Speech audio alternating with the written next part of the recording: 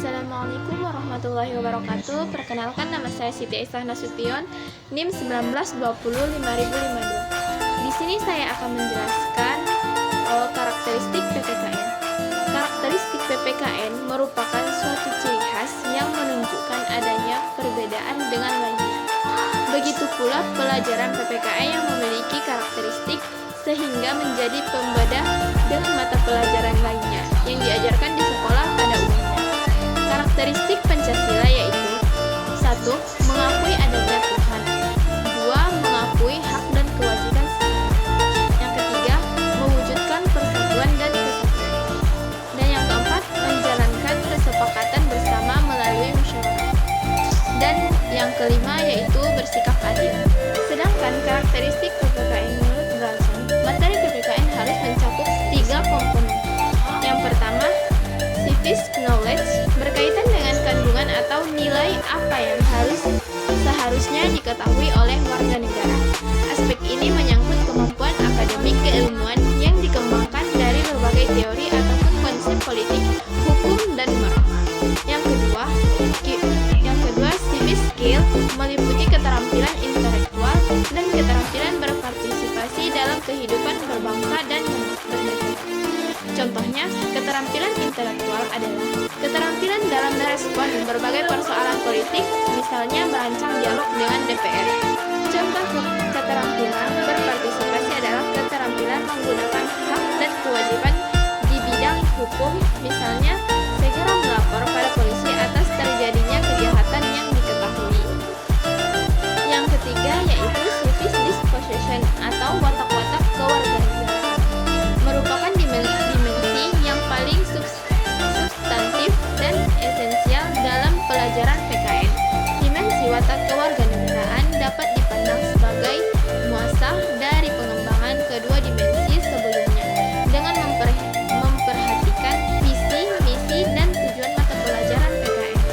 Karakteristik mata pelajaran ini ditandai dengan penekanan pada dimensi watak dan karakter, sifat, dan potensi lain yang bersifat efektif. Selanjutnya, fungsi dan tujuan PKN di pendidikan formal.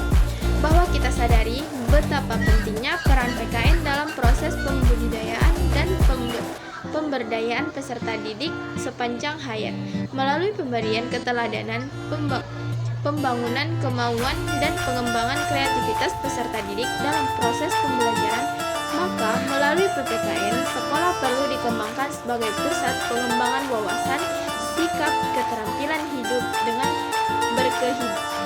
berkehidupan yang demokratis. Untuk membangun hidup yang demokratis, pendidikan persekolahan seyogyanya dikembangkan sebagai wahana sosial kultural untuk membangun kehidupan yang demokratis. Hal ini dapat diartikan bahwa sekolah harus menjadi wahana pendidikan untuk menyiapkan kewarganegaraan yang demokratis, mulai pembangunan kecerdasan spiritual, rasional, emosional, dan sosial warga negara, baik sebagai aktor sosial maupun sebagai pemimpin atau khalifah pada hari ini dan hari esok. Karakter utama warga negara yang cerdas dan baik adalah memiliki komitmen untuk secara konsisten atau ejek, mau dan mampu memelihara, mengembangkan cita-cita dan mulai demokrasi sesuai pengembangan zaman secara efektif dan langgeng mengenai serta mengelola kritis sering muncul untuk kemaslahatan masyarakat Indonesia sebagai integral dari masyarakat global yang damai dan sejahtera. Dari kedua konsep dasar tersebut dapat dikemukakan bahwa paradigma pendidikan demokrasi melalui PKN yang perlu dikembangkan dalam lingkungan sekolah adalah pendidikan demokrasi yang bersifat multidimensional atau berisi jamak.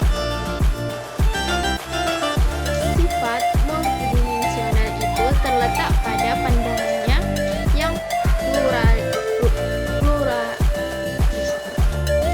Sifat multidimensional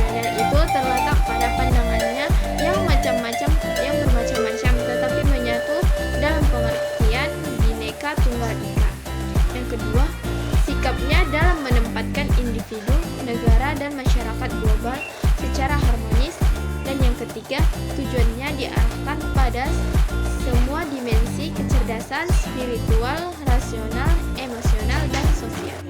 Dan yang keempat, kontak setting yang menghasilkan pengalaman belajarnya terbuka, fleksibel atau luas dan bervariasi menuju kepada dimensi dan tujuannya.